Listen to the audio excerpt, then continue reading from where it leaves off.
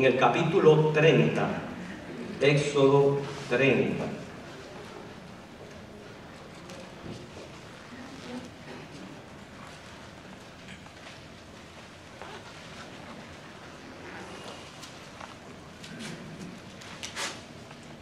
Oremos. Tu bendición rogamos para la palabra que tú fielmente envías a tu iglesia semana tras semana. Gracias por esta comida espiritual. La recibimos con agradecimiento. Bendícela en nuestros corazones. En Jesucristo. Amén. Bien, siguiendo la serie que hemos adoptado, que es una serie basada en lo que es el tabernáculo y Cristo, quiero resaltar algunas verdades ya mencionadas, pero el propósito de la repetición es que se quede grabada en nuestras mentes verdades como, por ejemplo, el propósito de este tabernáculo es que Dios quiere tener comunión con los hombres, pero tengo que ver esto de una manera muy personal. Dios quiere tener comunión conmigo. ¿Y para qué?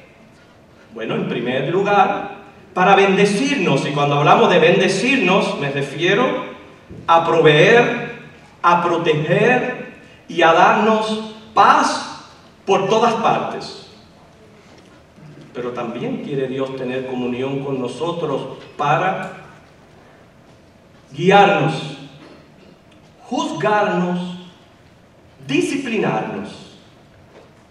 Los hombres quieren lo primero, pero no lo segundo. Esa fue una de las verdades que aprendimos de uno de estos mensajes. De otro mensaje aprendimos cómo muchas personas no se atreven a declararse ateos y dicen, yo creo en Dios, sin embargo, cometen el fallo garrafal de no creerle a Dios.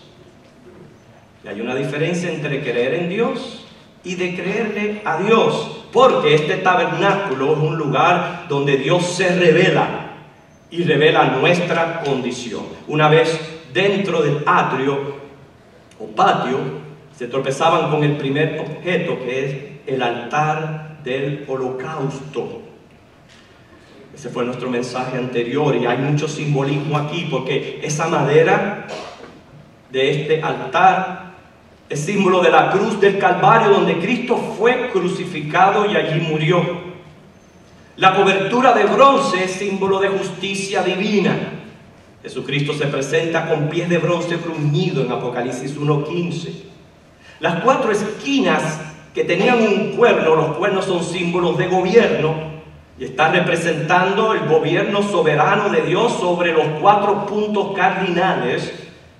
Quiere decir que ahí está toda criatura, por eso Él establece que está dispuesto para el hombre que muera una sola vez y después el juicio. Las medidas, como medía 5 codos de ancho y de largo y 3 de alto, son significativas. El 5 es número de gracia, el 3 número de la Santa Trinidad, quiere decir gracia proveniente de la deidad. Los sacrificios realizados en este altar del holocausto me enseñan cómo un Dios santo tiene comunión con el hombre pecador, por medio del derramamiento de sangre sin la cual no se hace remisión. Y este altar de bronce, el fuego ardía continuamente, es figura del infierno. Hoy vamos a añadir más acerca de este tabernáculo. Sabía que había un hombre muy preocupado. Resulta ser que por un descuido, su perro se comió varias hojas de su Biblia. Estaba muy preocupado. Contando su odisea a un buen amigo, el amigo le dijo, no te preocupes, yo mismo te voy a comprar otra Biblia. Pero el hombre respondió diciendo, no se trata de comprar otra Biblia, eso yo lo puedo hacer. Mi problema mayor es que ahora mi perro ya no va a robar para mí, ya no va a morder para mí, ya no va a cazar para mí. Se había comido las páginas de la Biblia. Yo pregunto, ¿ha obrado cambios drásticos en nuestras vidas la Biblia? La próxima pieza que se encuentra en este tabernáculo es la fuente o lavacro, y va a entender por qué tiene relación con esta ilustración que les acabo de presentar. Éxodo 30, del 17 al 21, ya ustedes están ubicados ahí en esta lectura. Leemos: habló más Jehová a Moisés diciendo: harás también una fuente de bronce con su base de bronce para lavar, y la colocarás entre el tabernáculo de reunión y el altar, y pondrás en ella agua. Y de ella se lavarán a Aarón y sus hijos las manos y los pies. Cuando entren en el tabernáculo de reunión, se lavarán con agua para que no mueran. Y cuando se acerquen al altar para ministrar, para quemar la ofrenda encendida para Jehová, se lavarán las manos y los pies para que no mueran. Y lo tendrán por estatuto perpetuo, él y su descendencia por sus generaciones. Ok, escuchen, porque precisamente queremos extraer las verdades cristocéntricas que se encuentran en este tabernáculo. El altar del holocausto representa a Jesucristo, como él allí cumplió sustitutivamente en nuestro lugar toda justicia. Y Hebreos capítulo 10, versículos del 10 al 18, habla como fue una sola ofrenda, y que con esa sola ofrenda ya nos hizo perfectos a los santificados. ¿Por qué? Porque el altar del holocausto es para restaurar la comunión con Dios.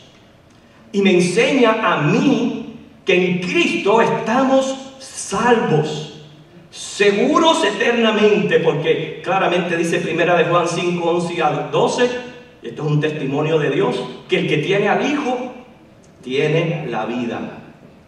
Pero en lo que esperamos nuestra total redención, ese cuerpo glorificado sin pecado, hay un problema: seguimos siendo pecadores. Pablo decía que él era el primero, y el mismo Dios dice que el que dice no ser pecador le hace a él mentiroso. Entonces, hablemos de esa condición nuestra. ¿Cómo afecta nuestra comunión con Dios? ¿Qué hacemos? ¿Cómo tratamos con este residuo de pecado? La respuesta está en esta pieza, en la fuente o lavacro. Una vez restaurada la comunión, hay que mantenerla. Y para eso nos ayuda la fuente. Según leímos en Éxodos 30, la fuente o lavacro servía para el ejercicio del sacerdocio. Noten que allí no se lavaba el pueblo, era para los sacerdotes, que continuamente se contaminaban con la ofrenda de los sacrificios que se realizaban por el pecado. Por lo que la ley estrictamente exigía que para ellos poder entrar al lugar santo donde se tenía comunión con Dios y para ejercer los sacrificios tenían que lavarse bien las manos y los pies. Lo contrario, morían. Noten esto era para los sacerdotes.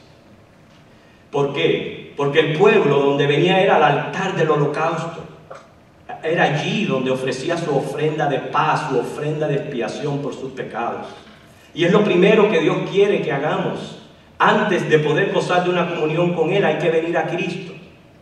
Hay que recibirle como Señor y Salvador. Y una vez le recibimos como Señor y Salvador, entonces lo que está vigente y activo hoy día es el sumo sacerdocio de Cristo y el sacerdocio general de los creyentes. ¿Qué quiere decir esto? Jesucristo es el sumo sacerdote sobre toda su casa, pero nosotros somos real sacerdocio. Sacerdotes que al vivir en este mundo, porque aún, como dije anteriormente, no hemos sido glorificados, aún estamos en las primeras cosas, nos contaminamos con el pecado y estos pecados obstaculizan la comunión con Dios. Entonces, ¿qué hacemos? En oración confesamos arrepentidos con toda intención de convertirnos, y así mantenemos una limpia comunión con Dios y podemos entrar, como entraban los sacerdotes al lugar santo, podemos nosotros entrar delante del trono de gracia. Busquemos un pasaje, Hebreos capítulo 10, versículo 22. Hebreos 10, 22.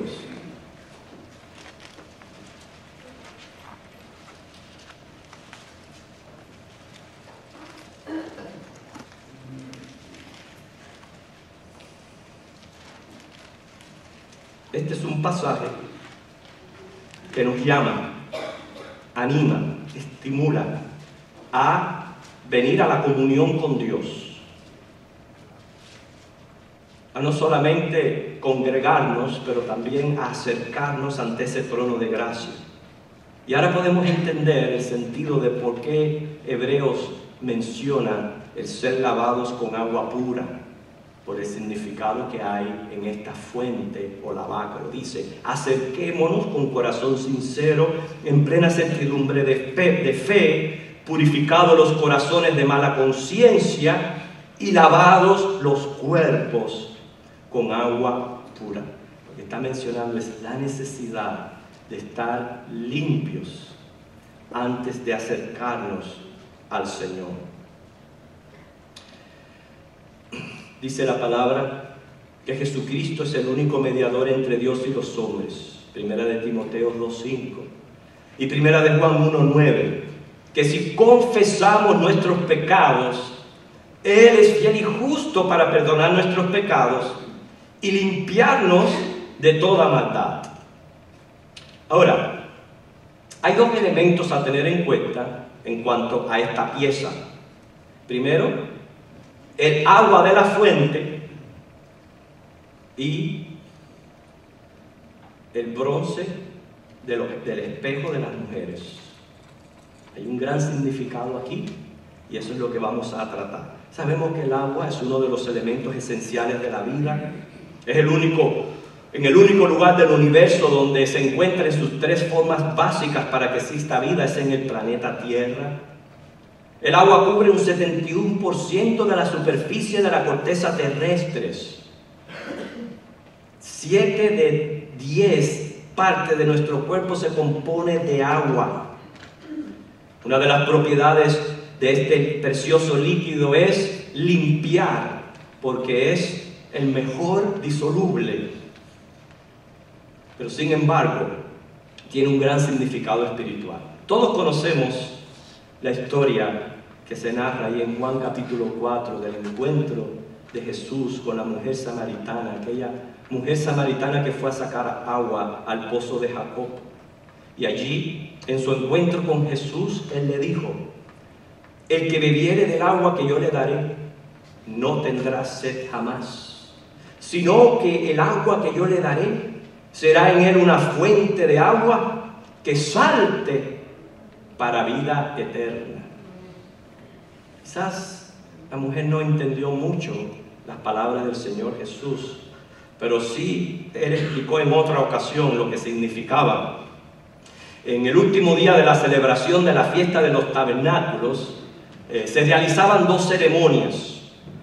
Primero, el pueblo marchaba alrededor del templo portando antorchas que luego colocaban en los muros de aquel edificio para simbolizar que el Mesías sería luz para las naciones. Se apoyaban en la profecía de Isaías 49:2. Lo segundo que hacían era que un sacerdote acarreaba agua desde el estanque del Siloé hasta el templo para simbolizar que cuando llegara el Mesías, toda la tierra rebosaría con el conocimiento del Señor como rebosa el mar con las aguas. Profecía de Isaías 11:9. Entonces ustedes pueden entender cómo aquí el agua se está refiriendo al maravilloso conocimiento del Señor, la obra que el Espíritu Santo hace en nuestro interior. Cuando Jesús se encontraba participando de esta ceremonia, fue que dijo: si alguno tiene sed, venga a mí y beba. El que cree en mí, como dice la Escritura, de su interior correrán ríos de agua viva. Y dice Juan 7:37 al 39, que era para referirse al Espíritu Santo. O sea, esa obra interna que realiza el Espíritu Santo en el interior del creyente. Santiago 3:11 pregunta: ¿acaso alguna fuente hecha por una misma abertura, agua dulce y amarga? ¿Se ha puesto a meditar en esa pregunta? ¿Se la ha hecho usted? ¿Ha visto alguna vez alguna fuente que por la misma abertura echa agua y dulce y amarga a la vez? Hay ríos, inclusive en un mismo río, por ejemplo en el Brasil, hay corrientes de agua salada y dulce que corren en el mismo río y no se mezclan. No se mezclan. Una obra maravillosa de nuestro Señor, pero también con una gran enseñanza para nosotros. Porque noten esto: ya en el altar del holocausto, en Cristo, tenemos restaurada la comunión, pero seguimos siendo pecadores. Y nuestra pregunta inicial es: ¿qué hacemos con ese residuo del pecado? ¿Cómo lo limpiamos? Para poder entonces mantener una comunión saludable con nuestro Señor. Y la respuesta está en esta agua, en lo que representa la limpieza del conocimiento de Dios y lo que el Espíritu Santo va haciendo en nuestras vidas. Por eso, ¿qué clase de fuente soy? ¿Qué testimonio damos como cristianos? Cuando hablamos, lo que hacemos, todo esto tiene que cuestionarnos internamente. La verdad central de esta pieza, la fuente, es que para mantener nuestra comunión con Dios hay que limpiarse de obras muertas. ¿Cómo nos limpiamos? La palabra de Dios da convicción de lo que es su voluntad y de lo que es bueno y lo que es malo. Entonces, esa ley escrita en nuestros corazones y en nuestra conciencia nos va dictando a diario nuestro proceder. No hay cosa más cierta en el cristiano. Fíjense que todos somos pecadores, todos los hombres lo son, pero tenemos una distinción. Qué mal nos sentimos cuando pecamos, ¿no es cierto? Qué mal nos sentimos. Lo sabemos y tenemos que hacer algo al respecto, porque es como que no pudiéramos continuar en nuestro caminar si no se resuelven esas situaciones. Y como apreciamos la gracia de nuestro Señor Jesucristo y esa preciosa sangre, tomamos mucho más en serio lo que es nuestra confesión de pecado ante Dios. Por eso, el cristiano tiene que evitar dos extremos. En primer lugar, si tenemos a Jesucristo como nuestro mediador y sumo sacerdote, nosotros no nos confesamos a hombres. ¿Por qué? Porque somos real sacerdocio. Somos nosotros mismos los que Dios nos ha dado ese poder de acercarnos ante el trono de gracia y lavarnos de nuestros pecados en la sangre de Cristo. No tenemos que acudir a segundas personas ni a intermediarios, etc. Vamos directamente a nuestro Señor Jesucristo y pedimos perdón. Pero lo segundo que tenemos que evitar es que hay veces las confesiones pueden ser ligeras o pueden también ser exageradas. ¿A qué me refiero? Cuando hablo de una confesión ligera es cuando uno no profundiza en el pecado que ha cometido. Creamos prácticamente el hábito o la costumbre de en nuestras oraciones decir: ay, Señor, perdona por todos los pecados que hemos cometido en el día de hoy. Y ya esa es nuestra confesión. Quizás nos acostamos y eso es lo que decimos: Señor, perdona todo lo que hice en el día de hoy. Eso es una confesión ligera.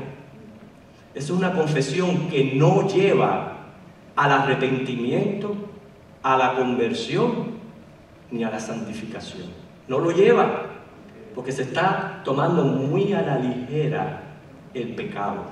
El pecado es serio. El pecado rompe la comunión con Dios. El pecado nos quita la paz. Hay que darle más seriedad. No podemos caer en confesiones ligeras. Ni decir, yo tengo un momento establecido para mi confesión. Hermano, no. En el momento que Dios trae a tu conciencia que estás haciendo algo mal, y miren cómo es Dios, que previene. Cada vez que estamos frente al pecado, si eres un hijo de Dios, vas a escuchar una voz previniéndote. Y se dice que la misma fuerza se requiere para decir que sí o como para decir que no. Lo que pasa es que la naturaleza del pecado sigue siendo interponer nuestra voluntad por encima de la de Dios. Hay veces que salimos triunfantes de las tentaciones y después le damos gracias al Señor que nos liberó, pero hay otras que no. Hay otras que caemos por nuestras debilidades.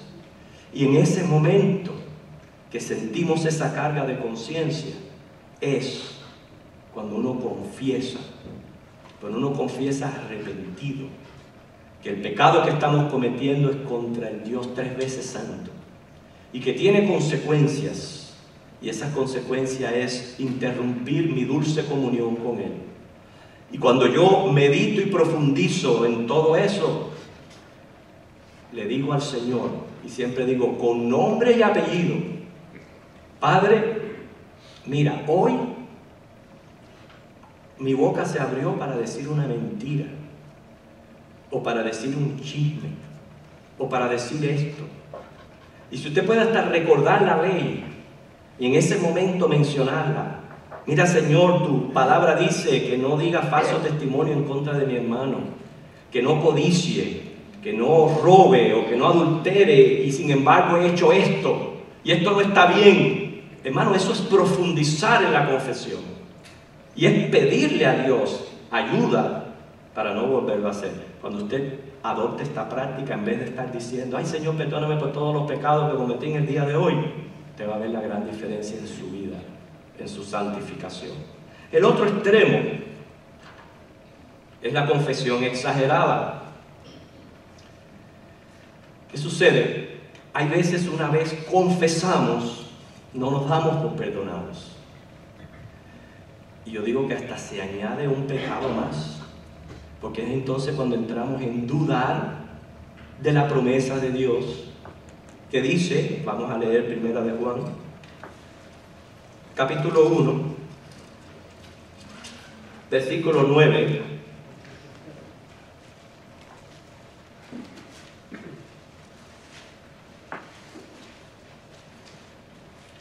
Si confesamos nuestros pecados, Él es fiel y justo para perdonar nuestros pecados y limpiarnos de toda maldad. Allá hay una promesa con condición. La condición es que confesemos nuestros pecados, tal como les enseñamos anteriormente, no de una manera ligera. Y si lo confesamos, arrepentidos y convertidos, entonces tenemos que creerle a Dios sus promesas. No le permita a su mente seguirle martirizando. Estos son también momentos propios que usa el enemigo para debilitarnos, para hacernos impotentes, para hacernos decaer en nuestro espíritu, en nuestro entusiasmo y ánimo para servir a Dios, porque quiere continuamente traer esos pecados que ya Dios, por su gracia, perdonó. Así que vemos cómo en esta fuente o lavacro es la pieza que está simbolizando la manera como ahora el sacerdocio en Cristo, que somos nosotros, teniéndolo a Él como sumo sacerdote, que ya tenemos la comunión restaurada, ¿cómo la mantenemos? Y nos falta ver otro aspecto que por el tiempo no podemos cubrir, que es los espejos con que fue hecha esta fuente, los espejos de bronce de las mujeres. Muy interesante, pero lo tenemos que dejar para el próximo mensaje. Pero en este hemos dedicado a lo que es el agua, a lo que es la purificación que tenemos en el simbolismo del agua que limpia. Sabemos que lo que nos limpia es la sangre de nuestro Señor Jesucristo, pero podemos entender por qué el Señor dice que de nuestro interior van a correr ríos de agua viva, refiriéndose a la obra del Espíritu Santo en nuestros corazones. ¿Qué podemos aprender? Estamos a salvo en Cristo, y eso es una buena noticia. Pero todavía seguimos luchando con nuestra naturaleza pecaminosa. Y Dios es el mismo ayer, hoy y siempre. Él no ha degradado en su santidad y justicia. Él sigue siendo santo y justo. Y hay requerimientos para mantener una comunión sana y saludable con Él. Y es limpieza de pecado.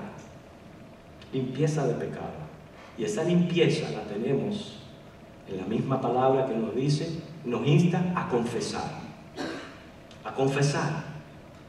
Y usted va a ver cómo, siendo sincero en confesar su pecado ante Dios, y que esa petición vaya acompañada con un gemir por cambio y santidad, usted va a ver la diferencia. Porque también ese es otro aspecto. Hay veces confesamos nuestros pecados, pero es como si tuviéramos una actitud conformista con lo que somos, y patrones que se repiten regularmente y no hay cambios, y no debe de ser así. Si el Señor me trae a mi conciencia que algo que yo estoy haciendo, diciendo, obrando no está bien, yo pido perdón, me doy por perdonado, pero ya yo lo tengo que tener pendiente para no volver a caer. ¿Qué pasa si volvemos a caer? Se vuelve al proceso, pero eso es un proceso progresivo de santificación. ¿Qué significa? Cada vez que yo vaya creciendo y madurando en mi relación con Dios, se va apreciando más lo que es la sangre de Cristo, la gracia que nos salva. Se va también experimentando la dulzura de la comunión con Dios, y comparándola con la pérdida, porque cuando perdemos la comunión con Dios, no es pérdida de salvación. Cuando perdemos la comunión con Dios, nos sentimos abrumados, tristes, que algo nos falta, y como la volvemos a obtener a través del proceso de confesión, y es tan grata y tan dulce que entonces después usted no la quiere perder. Y eso es lo que le va a decir: espérate un momento, el Señor me está diciendo a mí, yo no puedo estar viendo estos programas de televisión. El Señor me está diciendo a mí, yo no puedo estar hablando estas cosas, yo no puedo estar visitando estos lugares. Y así vamos progresando, pero eso sí, que es lo que yo quiero que tengamos en nuestra mente. Nunca permitamos, nunca, que tengamos un concepto menos de la justicia y la santidad de Dios. Nunca perdamos la reverencia y el temor ante su presencia. Recuerden que uno de los mensajes, eso fue lo que dijimos, hay veces se comete el error de minimizar la justicia de Dios. Y no. Sepa usted que Dios es santo y justo. Él nos exige la perfección. Nuestra lucha es alcanzar esa estatura y esa medida. Va a ser una lucha para el resto de la vida, hasta que llegue ese glorioso momento donde ya Dios nos dé ese cuerpo glorificado. Ya voy a terminar con esto. Hay muchas personas que dicen: ay, qué bueno, cuando yo me muera voy a ir al paraíso, y ese paraíso, las ciudades de oro y las puertas de perla, las calles de oro y que si piedras preciosas. Hermanos, usted sabe lo que yo más ansío, es ese cuerpo glorificado. es ya no tener que luchar más con el pecado. Para mí, esa es mi mayor posesión. Eso es lo que yo más anhelo y deseo. Entonces, el Señor nos va a seguir hablando por medio de esta fuente. La semana que viene veremos los espejos que dieron las mujeres para construir esta pieza. Que el Señor les bendiga. Vamos a orar. Gracias por tu palabra. Gracias porque hoy nos has enseñado que somos real sacerdocio y debemos, Señor, antes de entrar a tu santa presencia, sea en nuestros tiempos de comunión personal o cuando estamos aquí en el templo en comunión contigo, a que tenemos que venir limpios en tu palabra. Y tu palabra nos dice que la sangre de Cristo nos limpia de todo pecado, pero que al confesar profundicemos más en lo que significa, Señor, quebrantar tus leyes. Y que, Padre Santo, adoptemos ese espíritu de anhelar santificación y gemir por ella, para que nuestra relación, nuestra comunión, tanto a diario como cuando nos reunimos, sea siempre, Señor, agradable y de bendición. Gracias, Jesucristo, por tu sacrificio en la cruz, por restablecer nuestra comunión con Dios. Gracias, Espíritu Santo, porque tú nos ayudas a mantener esa comunión por medio de tu palabra predicada, que haya podido ser atesorada en nuestros corazones y puesta en práctica en nuestro diario vivir. Rogamos por el poder de tu Espíritu, Señor, en el nombre de Cristo. Amén.